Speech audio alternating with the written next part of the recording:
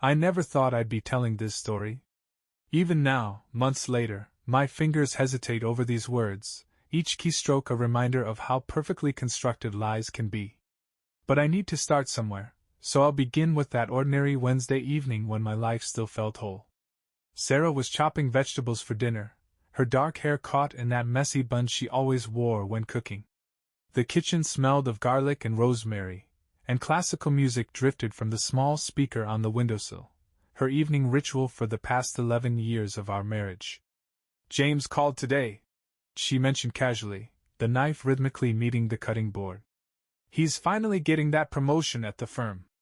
I nodded from my spot at the kitchen island, scrolling through work emails. James had been my best man at our wedding, though we drifted apart over the years. "That's great. We should have him over to celebrate." Sarah's knife paused mid-chop. Just for a moment. So brief I almost missed it. "Maybe next week?" she suggested, her voice carrying an unfamiliar note. "Things are getting busy at work. The Morrison account is taking up all my time." Looking back, that slight hesitation was the first crack in our perfect facade. At the time, I dismissed it as fatigue.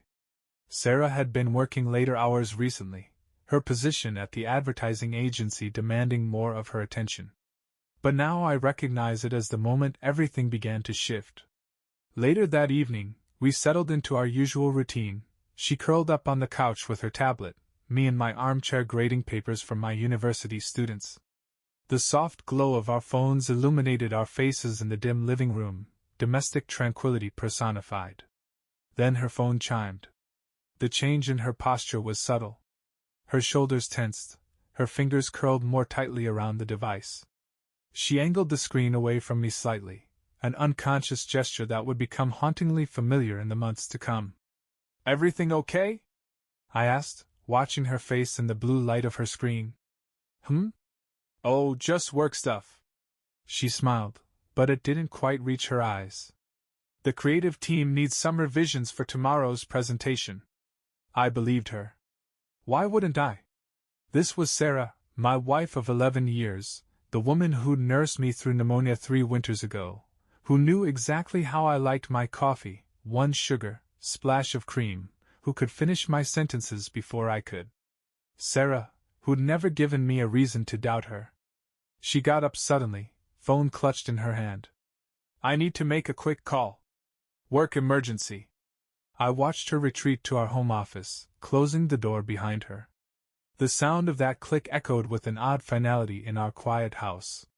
Through the wall, I could hear the low murmur of her voice, its cadence different somehow, softer, more intimate.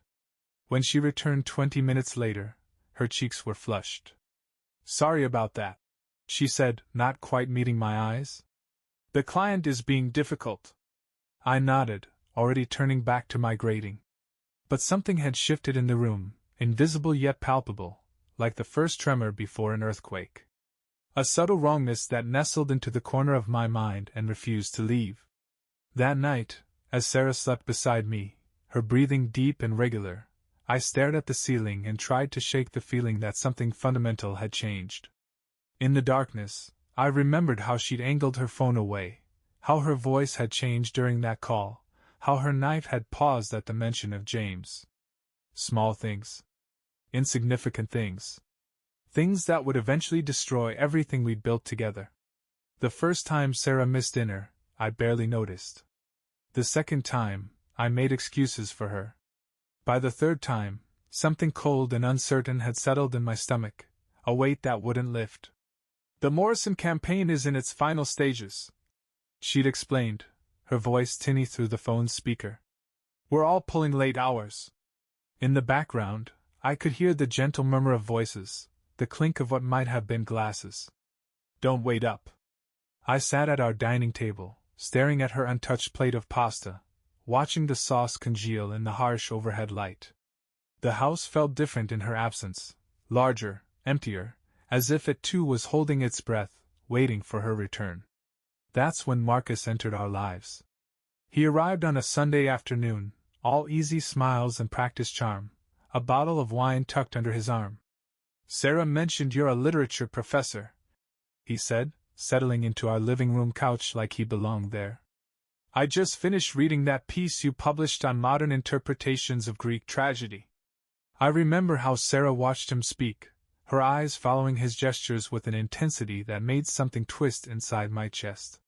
She never mentioned showing my work to anyone at her agency. "Marcus just transferred from the London office," she explained, pouring the wine he'd brought. "He's helping us streamline the Morrison campaign." Her fingers brushed his as she handed him his glass. A casual touch, nothing more. But I found myself counting the seconds her hand lingered near his. He began appearing regularly after that. Sunday dinners became a routine, his presence a steady intrusion into our private world. Sarah claimed it was good for networking, for maintaining professional relationships. I noticed she dressed differently when he was coming, subtle changes, a touch more makeup, her favorite perfume. The late nights increased. The Morrison campaign became a constant shadow in our conversations, an excuse that grew more worn with each passing day. I began waking at odd hours, reaching across the bed to find her side still empty, the sheets cold.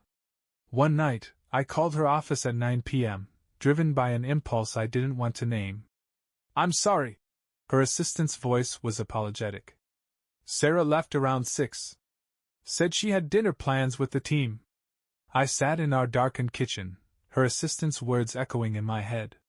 On the counter, her coffee mug from that morning still sat unwashed, a smudge of red lipstick on the rim.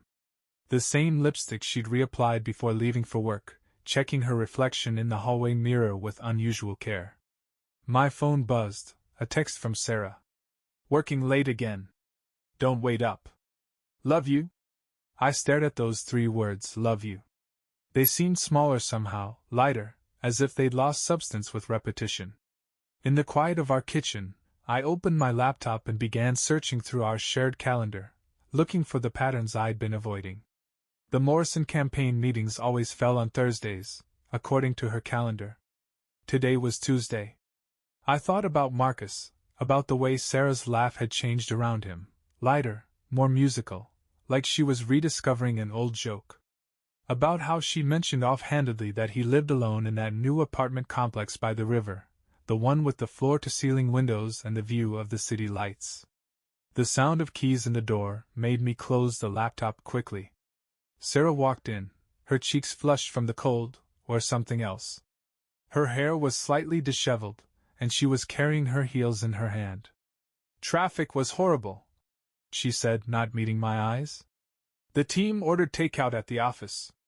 I watched her move through our kitchen, this woman I'd known for 11 years, and felt like I was seeing a stranger. She hummed as she poured herself a glass of water, the same melody I'd heard Marcus whistling last Sunday. "How's Marcus?" I asked, the question slipping out before I could stop it. Her hand stilled on the glass. "Just for a moment. Just long enough. I wouldn't know," she said carefully. "He's working with another team this week." Later, as she showered, I found a business card that had fallen from her coat pocket. Marcus's name, embossed in silver. On the back, a phone number written in unfamiliar handwriting. Below it, 2 words that turned my world sideways. "Call me." I placed the card exactly where I'd found it, and went to bed, listening to the shower run and wondering when exactly my wife had become a mystery to me. The call came at 3:47 a.m. In that strange space between night and morning, I watched Sarah's face transform as she listened to the voice on the other end. Her fingers clutched the phone so tightly her knuckles turned white. "It's David," she whispered, already pulling on clothes in the dark. "He's had a stroke." David. Our neighbor for the past 8 years. The man who'd helped me build our deck, who brought us tomatoes from his garden every summer. And I suddenly remembered with a jolt, Marcus's mentor from his London days, a connection Sarah had casually mentioned during one of our Sunday dinners. The hospital corridors seemed to stretch endlessly, their fluorescent lights casting harsh shadows across Sarah's face as we hurried toward the ICU. She moved with purpose, as if she'd walked these halls before. Had she? The thought slipped into my mind like a splinter. "I'll take the first watch," she insisted, settling into the uncomfortable chair beside David's bed. "You have early classes tomorrow." I hesitated, studying her profile in the dim light. There was something in her expression I couldn't quite read. Concern, yes, but something else too. Something that made my stomach twist. "I can stay," I offered, but she was already shaking her head. "Go home, get some rest. I'll call if anything changes." I left her there, small and determined in that sterile room. But as I reached the elevator, my phone buzzed. A text from an unknown number. "Is she with him?" Before I could respond, another message. "Sorry, wrong number." The next few days fell into a strange rhythm. Sarah spent every free moment at the hospital, coordinating with David's doctors, organizing his care. Her dedication would have seemed natural if not for the whispered phone calls, the way she'd step into the hallway whenever certain messages arrived. "Marcus has been so helpful," she mentioned one evening as we drove home. "He's handling all the paperwork from London, making sure David's affairs are in order." "I thought Marcus transferred here," I said carefully, watching her reflection in the windshield. A pause. The shortest intake of breath. "He splits his time," she explained. "The Morrison campaign requires frequent trips back." That night, I woke to find her side of the bed empty again. Her phone lay on the nightstand, its screen lighting up with an incoming call. The name made my heart stop. Just one letter. Not even a full name. The call ended before I could process what I was seeing. Then a text appeared. "Coast clear. Meet me in the usual place." I lay there, my heart pounding, as she slipped back into the room 10 minutes later. She smelled of hospital antiseptic and something else, a cologne I didn't recognize. "Just checking on David," she murmured, sliding under the covers. "Couldn't sleep." The next morning, I arrived at the hospital earlier than usual. The nurse at the station looked up from her charts, confusion crossing her face. "Oh, are you taking over for the afternoon shift?" she asked. "Your wife just left with the other gentleman about an hour ago." "Other gentleman?" "Yes," I lied, my voice steady despite the roaring in my ears. "Which way did they go?" "The coffee shop across the street," she said, already turning back to her work. "They've been meeting there most mornings this week." I stood by David's bed, watching his chest rise and fall with mechanical precision. On the windowsill, 2 coffee cups sat abandoned. One bore a smudge of Sarah's lipstick. The other had initials scrawled on its side, MK. My phone buzzed. "Sarah. At the hospital now. David's stats are improving." I stared at the message, then at the coffee cups, physical proof of another reality existing alongside the one she was presenting. In that moment, surrounded by the steady beep of medical monitors, I realized that the truth, like a patient's heartbeat, leaves traces that can't be erased. I picked up the cup with Marcus's initials, studying the way it had been placed beside Sarah's, their rims almost touching. A casual observer might have missed it, but I'd spent weeks now learning to read the language of small betrayals. When Sarah arrived an hour later, her hair slightly damp from what she claimed was rain on a cloudless day, I was waiting. The lies fell from her lips with practiced ease. "Traffic was terrible. Had to stop for gas. Been here for hours." I nodded, playing my part in this performance we'd both come to perfect.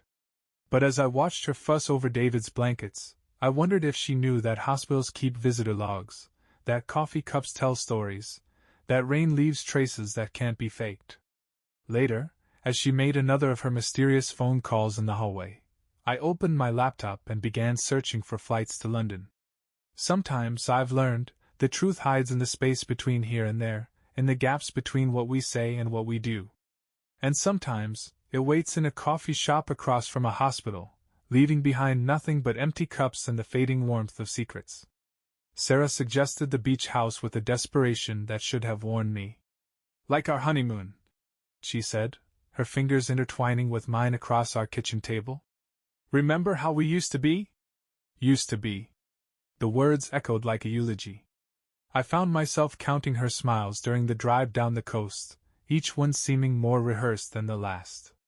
The radio played old songs we once knew by heart, but neither of us sang along. Her phone buzzed continuously in her purse, each notification making her fingers twitch against her thigh. The beach house stood exactly as I remembered, weathered gray shingles, white trim, windows facing the endless Atlantic. But something had changed in the 10 years since our honeymoon. The salt air that once carried promise now felt heavy with secrets.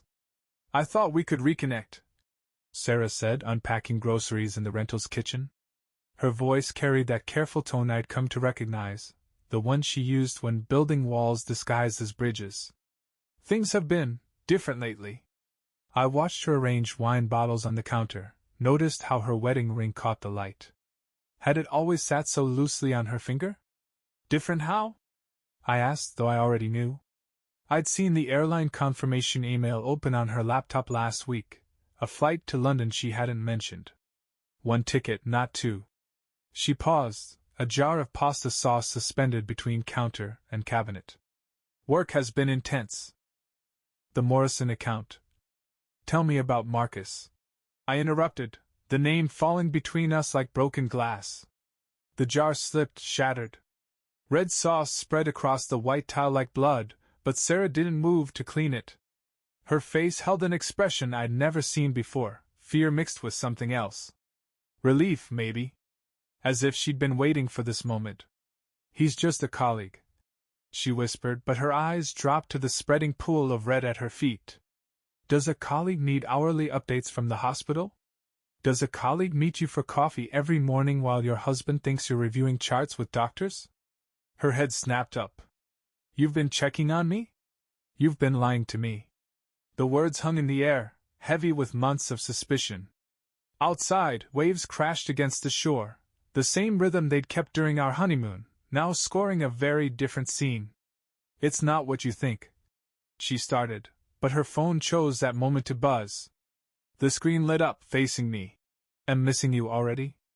I watched the color drain from her face as she realized what I'd seen. Her hands trembled as she reached for the phone, but I was already moving past her, out onto the deck where we'd once slow danced under stars. She followed me, her footsteps tentative on the weathered boards. "Please let me explain." "Explain what, Sarah? The late nights? The secret calls? The coffee meetings you thought I wouldn't discover? Tell me, when did our life become something you needed to escape from?" "I'm not," she began, but I cut her off. David's stroke was convenient, wasn't it? A perfect excuse to spend time with him. Does Marcus appreciate how well you orchestrated that? Her sharp intake of breath told me I'd hit closer to truth than I'd intended. The realization made me physically ill. "You don't understand," she said, tears finally breaking through her careful composure. "Marcus and I don't." My voice sounded strange, distant. "Don't say his name. Not here. Not where we promised forever." The sun was setting, painting the ocean in shades of fire. Sarah stood silhouetted against the burning horizon, and for a moment I saw her as both stranger and wife, the woman who'd held my heart for 11 years overlaid with this new person who'd learned to lie so effortlessly. "I do love you," she whispered, reaching for my hand. I pulled away, remembering how her fingers had lingered on Marcus's wine glass that first Sunday. But not only me. Not anymore. The night ended with separate rooms, separate silences. Through the wall, I could hear her crying. Or perhaps it was laughter. After enough betrayal, the sounds begin to blur. In the morning, I found a note under my door. "I never meant to hurt you. But sometimes love isn't a choice." I stood at the kitchen window, watching her pack the car. She'd left her coffee cup in the sink, force of habit maybe. Beside it lay her phone, screen cracked from where she dropped it during last night's confrontation. A new message appeared. "Flight confirmed for next week. Can't wait to show you London. M." When she came back for her phone, neither of us spoke. The drive home stretched before us like an open wound, each mile marking the distance between what we'd been and what we'd become. Paradise lost, one text message at a time. Peter arrived unannounced on a rain-soaked Thursday, carrying a bottle of scotch and 11 years of shared history. I hadn't seen him since he'd moved to Chicago, But some friendships exist in a space where time folds in on itself.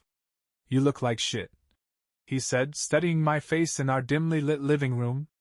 Sarah was working late. Again, her absence a presence all its own. I watched him take in the subtle signs of our disintegrating life, the empty wine glasses by Sarah's side of the couch, the stack of unopened mail, the silence that felt like a living thing. Peter had been there the night I met Sarah, had watched our love story unfold from its first chapter. How long have you known? I asked, the scotch burning my throat. His hesitation was answer enough. Remember that advertising conference in Chicago 3 months ago?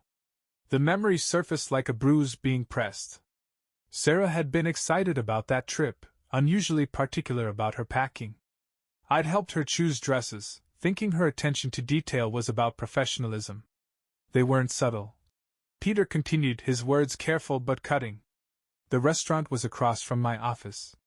I saw them 4 nights in a row, Sarah and a man I didn't recognize. The kind of dinners that don't end with goodbyes.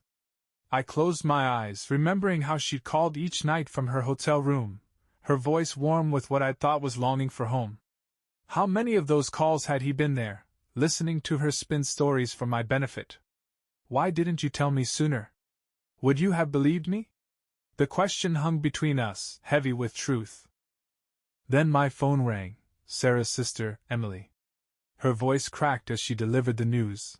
Their father had suffered a massive heart attack. He was gone. The next hours blurred into a kaleidoscope of grief and revelation. Sarah came home immediately when I called, her face streaked with genuine tears. But even in her raw sorrow, I caught her checking her phone, saw her step away to send quick messages. Peter watched it all with knowing eyes. She needs you now, he said quietly as we stood in the kitchen, listening to Sarah sob in our bedroom. But don't mistake her grief for redemption. The funeral preparations became a strange dance of intimacy and distance. Sarah clung to me in public, playing the role of grieving daughter seeking comfort in her husband's arms. But in private moments, I caught her in the guest room, whispering into her phone. Not now, I heard her say once. I can't. I need time. Her father's study was filled with photos, Sarah's graduation, our wedding, family holidays. In one, she was laughing at something I'd said, her face turned toward me with pure adoration. I remembered that moment, how real it had felt. Had she been practicing even then, rehearsing for the performance our marriage would become? The night before the funeral, Peter pulled me aside after the wake. There's something else you should know, he said, his voice low. That man from Chicago? He was at your anniversary dinner last month. I saw the photos Sarah posted. He was in the background, watching. He's not just some business trip indiscretion. He's here, in your city, in your life. The revelation hit me like a physical blow. Our anniversary dinner, the one Sarah had insisted on celebrating at that new restaurant downtown. She'd been distracted all evening, her eyes drifting to something, someone, beyond my shoulder. The Morrison account, I whispered, the pieces finally clicking into place. It's not real, is it? Peter's silence was deafening. At the funeral, I watched Sarah deliver the eulogy, her grief genuine but her performance calculated.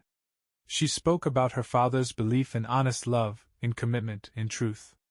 Each word felt like a knife twisting in my gut. Marcus sent flowers. The card read simply, "My deepest condolences." No signature, but Sarah's hands trembled when she saw the arrangement. That night, as Sarah finally slept, exhausted from grief, I sat in her father's study. Photos surrounded me, frozen moments of what I thought was happiness. Peter's words echoed in my mind, mixing with the memory of Sarah's eulogy about honest love. On her father's desk, I found an unopened letter addressed to me in his familiar handwriting. He must have written it just before. Inside was a single sentence. The truth isn't always a blessing, but it's better than living a lie. I looked up to find Peter in the doorway, his face grave. There's more, he said quietly. And you're not going to like what comes next. Outside, rain began to fall, nature's own eulogy for all the deaths we face, some physical, some emotional, all permanent in their own way. Sarah stirred in her sleep down the hall, murmuring a name that wasn't mine. The morning after the funeral, I began my quiet investigation into the death of my marriage. Each unopened drawer, each password-protected file became a potential grave for truth. Sarah watched me from the corners of our home, her grief for her father providing convenient cover for her nervousness. I found the gift box 3 days later, hidden in the back of her closet. Unmarked, expensive-looking, with a weight that suggested jewelry. The kind of present I hadn't given her in years, not because I didn't want to, but because she'd always insisted she preferred simple things. "You're being paranoid," Sarah said when I confronted her, but her eyes kept darting to the box in my hands. "It's nothing. Open it. This isn't the time. I just lost my father and you're—" "Open it, Sarah." Her hands trembled as she lifted the lid. Inside, nestled in black velvet, lay a vintage compass. Gold, intricately engraved, with an inscription I couldn't quite read from where I stood. Sarah's face drained of color. "It's from work," she whispered. "A team gift." "For what? Finding your way home?" The bitterness in my voice surprised us both. She flinched. "Why are you doing this?" "Because I talked to Peter." The name hit her like a physical blow. She sank onto our bed, the same bed where I'd held her through nights of grieving for her father, where she'd whispered, "I love you," while harboring thoughts of another man. "Peter doesn't understand," she began, but I was already reaching for the compass. "To guide you to where you truly belong." I read the inscription aloud. "Love M." The silence that followed was deafening. Outside, a car alarm went off, its rhythmic wailing a perfect accompaniment to this moment of unraveling. "You're making connections that don't exist," she said, but her voice had lost its conviction. "Marcus is just a colleague?" I laughed, the sound harsh in our bedroom. "The way he was just a colleague in Chicago? The way he was just watching at our anniversary dinner?" Her head snapped up. "What are you talking about? Peter saw you, Sarah. Both of you. 4 nights of business dinners that looked nothing like business. And that's just what he witnessed personally. How many other cities? How many other lies?" She stood suddenly, anger replacing her defensive posture. "You had Peter spy on me? He didn't have to spy. You weren't exactly subtle." I held up the compass. "Just like this isn't subtle. A symbol of finding your way, to him? You're twisting everything." Her voice rose, grief and guilt making her reckless. "You want me to be the villain so badly, you're seeing conspiracies everywhere. Then explain the compass. Explain Chicago. Explain why Marcus sends funeral flowers with no signature but you know exactly who they're from. Explain why your wedding ring sits in your jewelry box more often than on your finger." Each accusation landed like a blow, but it was the last one that broke her composure. She reached for her ring finger, now bare, as if only just realizing what she'd revealed. "I can't do this right now," she whispered. "My father just died. And your marriage? When did that die, Sarah? Was it quick, or did you and Marcus plan its slow demise over all those coffee meetings at the hospital?" She moved to leave, but I blocked the doorway. "Your father's letter," I said quietly. "The one he wrote me before he died. Did you know about it?" The color drained from her face. "What letter?" "The truth isn't always a blessing," I quoted, watching her reaction carefully. "But it's better than living a lie. Did he know, Sarah? Is that why he wrote it?" She swayed slightly, grief and guilt colliding on her face. "Please," she whispered. "Not now. Not when I've just lost." "Lost what? Your father, or your chance to keep this perfect performance going?" The slap surprised us both. She stared at her hand as if it belonged to someone else, tears finally spilling over. "You don't understand anything," she said, her voice breaking. "You see what you want to see." "No," I replied quietly. "I'm finally seeing what's been there all along." She fled the room, leaving the compass behind. I stood there, holding this symbol of direction and truth, wondering how we'd lost our way so completely. Later that night, As Sarah slept in the guest room, I examined the compass more closely. Inside the lid, hidden beneath the velvet, was another inscription, coordinates. When I looked them up, my hands began to shake. It was an address in London. A one-way ticket to a new life, disguised as a romantic gesture. In the darkness of our fractured home, I realized that sometimes the most painful discoveries aren't the lies we uncover, but the truths we've been blind to all along. The evidence I'd been dreading arrived in the most mundane way possible. A misdirected email from Sarah's work account to our shared home computer. A simple typing error. She'd meant to send it to her personal email, but muscle memory betrayed her. One letter's difference between truth and continued ignorance. The email contained their entire correspondence, Sarah and Marcus, stretching back months. I sat in our study, watching the cursor hover over the thread, each click revealing another layer of intimacy I wasn't meant to witness. Their words to each other held a tenderness that made my chest ache, a private language built on shared secrets and stolen moments. But before I could read it all, I heard her key in the door. The frantic click of the delete button. The hasty clearing of browser history. My hands shook as I closed the laptop, but not before I'd seen enough. Plans for London, discussions of a future I wasn't part of, declarations of feelings that should have belonged to me. Sarah walked in, still wearing the black dress from her father's memorial service earlier that day. Her eyes were red-rimmed, but I wondered now if all her tears were for her father. "You're home early," she said, and I heard the careful modulation in her voice, the same tone she used when crafting her lies about late meetings and business dinners. "I thought you might need me," I replied, the irony of my words burning my throat. "After the memorial." Something flickered across her face, guilt, perhaps, or simply calculation. She'd become so adept at managing her expressions that I could no longer distinguish genuine emotion from performance. "Thank you," she whispered, moving to embrace me. I stepped back, the phantom touch of those emails still too raw. The doorbell rang before she could question my withdrawal. Through the frosted glass of our front door, I saw a masculine silhouette that made my blood run cold. Sarah's sharp intake of breath confirmed what I already knew. Marcus stood on our porch, looking exactly as he had at all those Sunday dinners, but now the artifice of his charm was obvious. His eyes met mine with a mixture of challenge and apology. "I came to pay my respects," he said smoothly. "Sarah mentioned the memorial service was today." I watched my wife's face as he spoke, saw the silent conversation passing between them. How many times had I missed these exchanges? How long had I been the audience to their private play? "This isn't appropriate," Sarah said, but I caught the tremor in her voice, not rejection, but fear of discovery. "I think it's exactly appropriate," I responded, stepping aside to let him in. "After all, you've been spending so much time together. Planning your London adventure, perhaps?"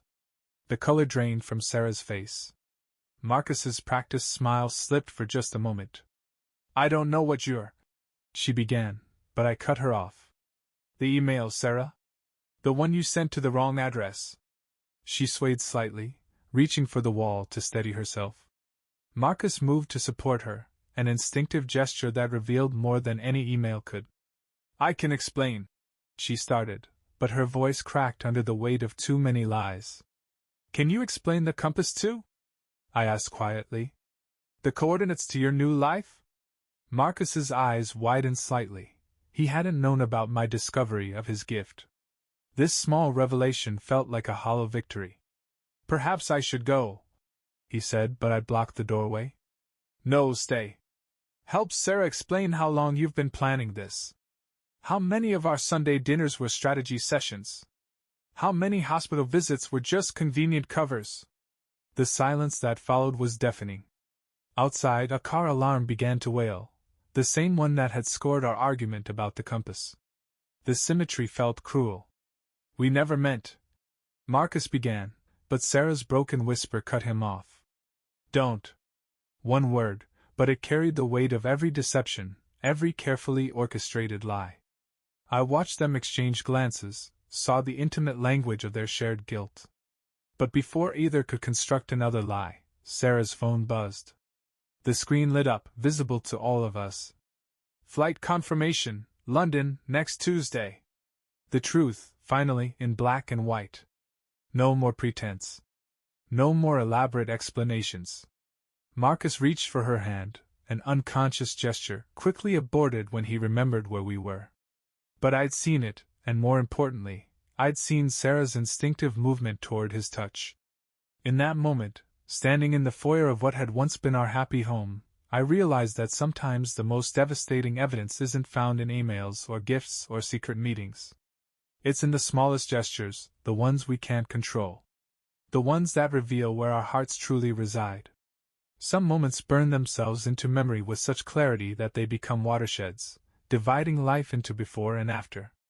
Mine came on a rain-streaked Thursday evening, the kind where the sky mirrors the turbulence in your heart.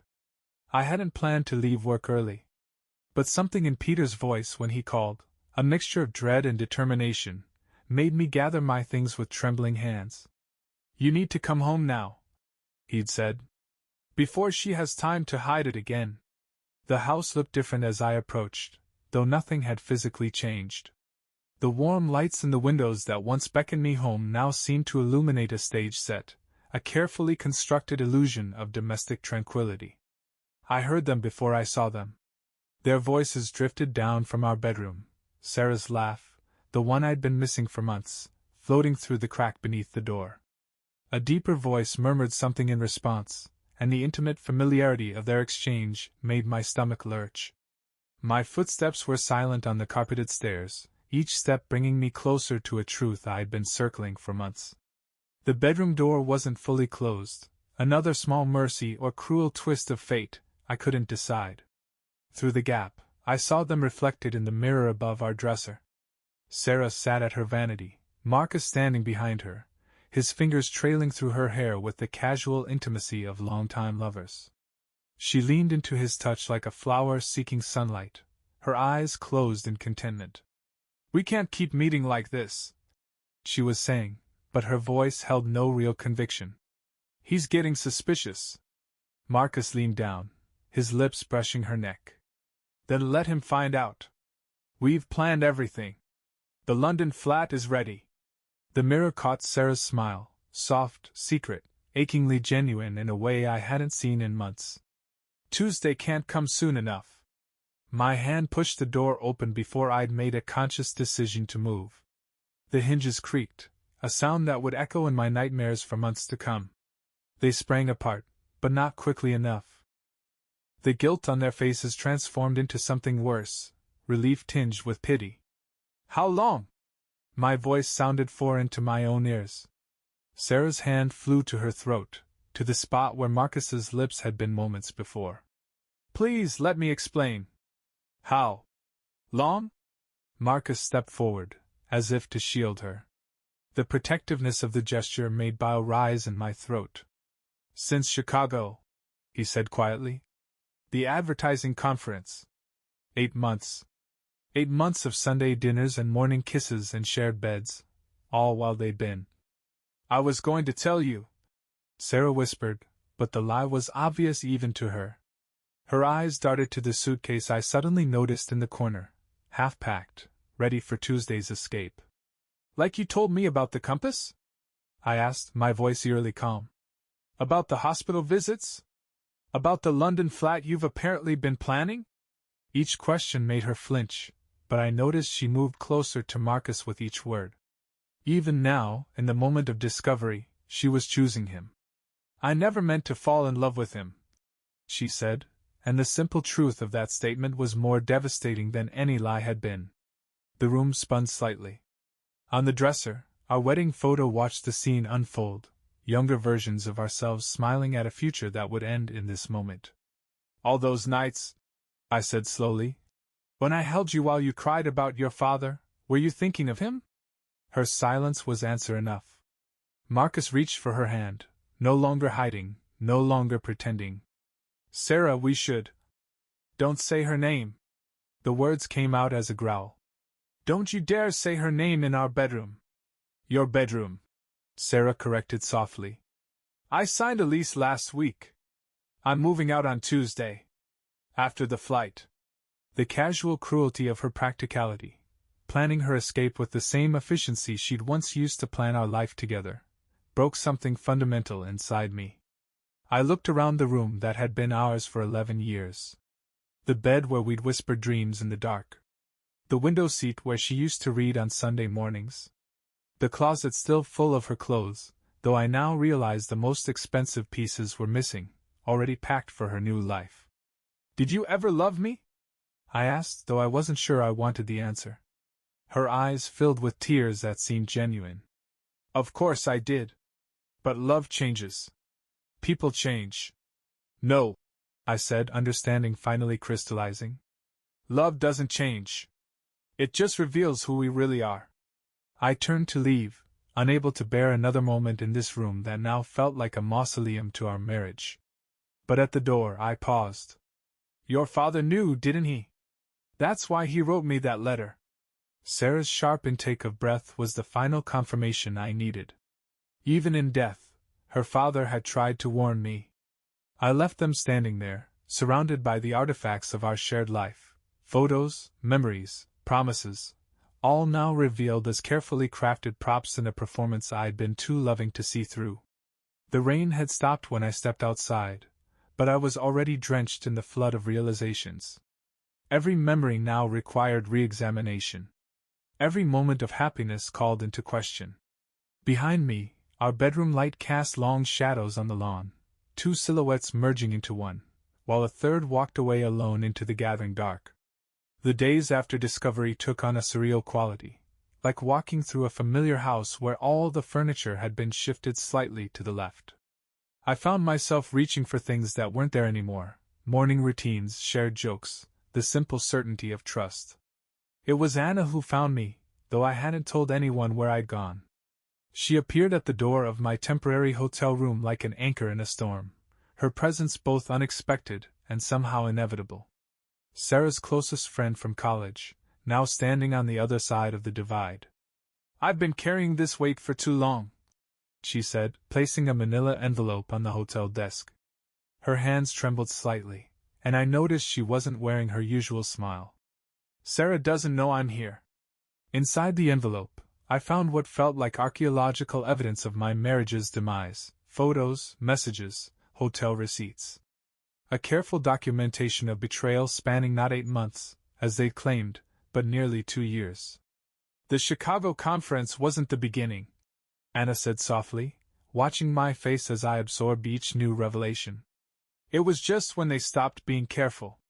The photos told a story I hadn't been present for: Sarah and Marcus at a cafe in Paris during her supposed solo trip to find herself, after her mother's death. Them leaving a hotel in Vancouver when she'd claimed to be at a marketing summit. Their fingers intertwined at a London pub 6 months before he'd officially transferred to our city. "Why are you showing me this?" My voice sounded hollow, even to my own ears. Anna's eyes filled with tears. "Because Sarah's not just leaving you. She's leaving a trail of destruction you don't even know about." She pulled out her phone, showing me a text thread between Sarah and Marcus from 3 weeks ago. "Marcus, everything's arranged.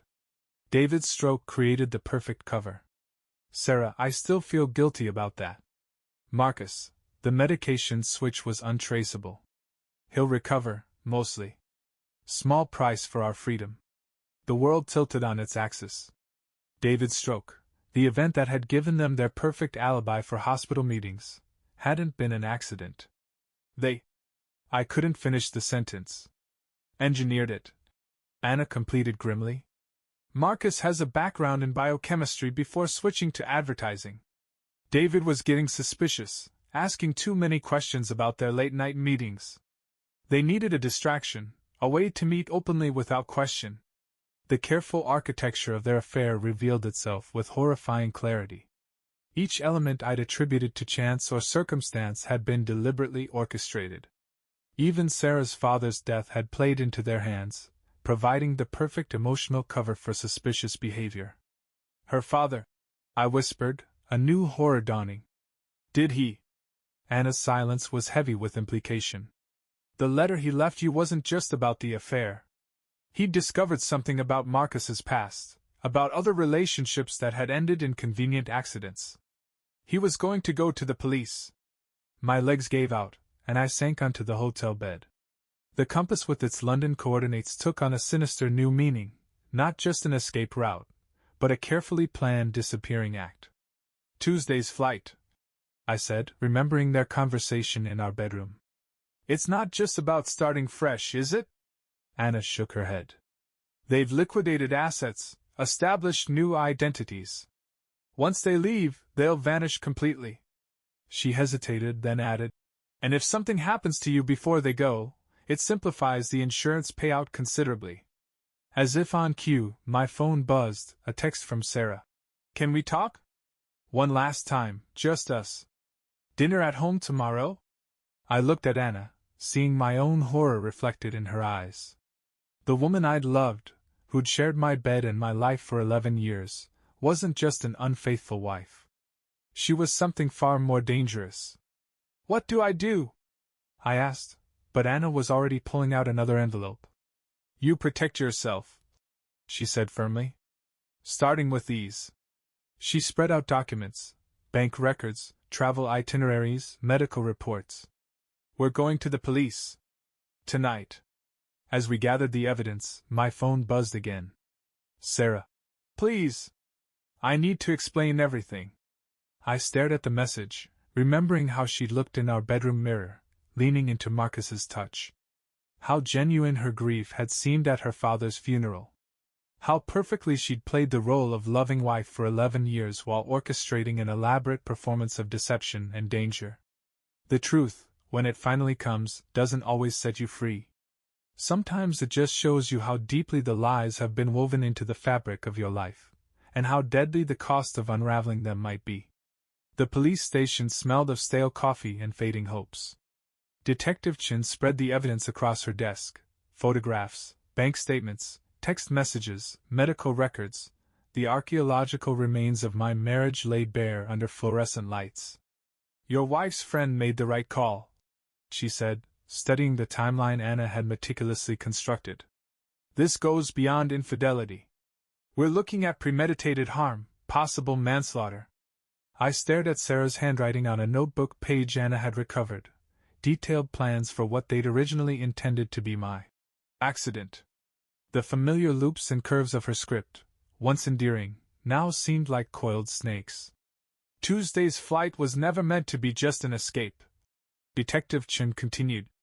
It was their chance to vanish completely after. She left the implication hanging in the stale air. My phone buzzed again, Sarah's 20th message since yesterday. Please come home. We need to talk. Just dinner, nothing more. I owe you the truth. The truth. As if she still remembered what that word meant. Detective Chen's team moved quickly. By morning, they had enough to make arrests. I watched from my hotel window as police cars surrounded our house, our former house, their lights painting the pre-dawn darkness in surreal flashes of red and blue. Sarah didn't resist arrest. Marcus tried to run but made it only 3 blocks. In their shared apartment, the one Sarah had secretly leased, police found everything: fake passports, offshore account details, and a small vial of the same substance they'd used on David. But it was the notebook that haunted me most. Page after page of Sarah's elegant handwriting, detailing every step of their plan. She'd written about us, about our marriage, with the clinical detachment of someone dissecting a specimen. He trusts completely, that's his weakness. Even now, with evidence mounting, he wants to believe the best of me. It makes everything easier. In the end, it was David who provided the final piece. From his hospital bed, still struggling with speech, he managed to share his recordings, conversations between Sarah and Marcus he'd captured after growing suspicious. Their casual discussion of his accident and its convenient timing chilled even the detectives. The trial was brief but devastating. Each revelation peeled back another layer of deception, exposed another facet of their calculated cruelty. Sarah's facade finally cracked when they played her father's last phone call, his confrontation with her about Marcus's past, his threat to expose them, his desperate plea for her to end it before someone got hurt. Hours later, he'd suffered his fatal heart attack. I sat through it all, watching the woman I'd loved transform into someone I'd never known. She didn't look at me, not once, but I caught her staring at Marcus even as the verdict was read. Even then, in her moment of reckoning, her devotion to him remained unchanged. 25 years to life. The sentence fell like a guillotine blade. After the trial, Anna found me in my new apartment, surrounded by boxes of what remained of my old life. She'd brought an old photo album she'd discovered while helping clear out the house. "Look," she said softly, opening to our wedding day. "There was truth once." I studied Sarah's smile in the photographs, wondering if I'd ever really known her at all. Had there been genuine love there, or had it all been rehearsal for her greatest performance? The last photo showed us dancing at our reception, lost in each other's eyes. I remembered that moment, the feel of her in my arms, the scent of her perfume, the absolute certainty that this was forever. "You can't fake everything," Anna said, touching the photo gently. "There were real moments. They just got lost somewhere along the way." Later that night, alone in my new space, I found myself reading Sarah's final letter, delivered through her lawyer after sentencing. "I did love you once. Before Marcus, before everything twisted. But love isn't always enough to keep us from becoming monsters. I'm sorry for what I became, but not sorry enough to have chosen differently." I burned the letter, watching the flames consume her last words just as the truth had consumed our life together. Outside, the city continued its endless rhythm, indifferent to the small apocalypses that reshape individual lives. A year later, I still sometimes wake reaching for her, phantom memories of happiness haunting the edges of consciousness. But those moments grow rarer now. The truth, in all its brutal clarity, has gradually replaced the comfortable lies I'd lived with for so long. Sometimes I drive past our old house, now occupied by a young family. I see their lights in the windows, hear children's laughter drifting through the evening air, and feel a strange mix of grief and relief. Life moves forward, leaving even the deepest betrayals behind. Sarah writes sometimes, from prison. I don't read the letters anymore. Some truths, once discovered, are best left in their graves. But I keep the compass, Marcus's gift to her, with its London coordinates. It sits on my desk, its needle forever spinning, searching for true north in a world where truth itself has become a relative concept. A reminder that sometimes the greatest deceptions are the ones we tell ourselves, about love, about trust, about the people we choose to believe in. And a warning that the heart's compass, no matter how carefully calibrated, can still lead us astray.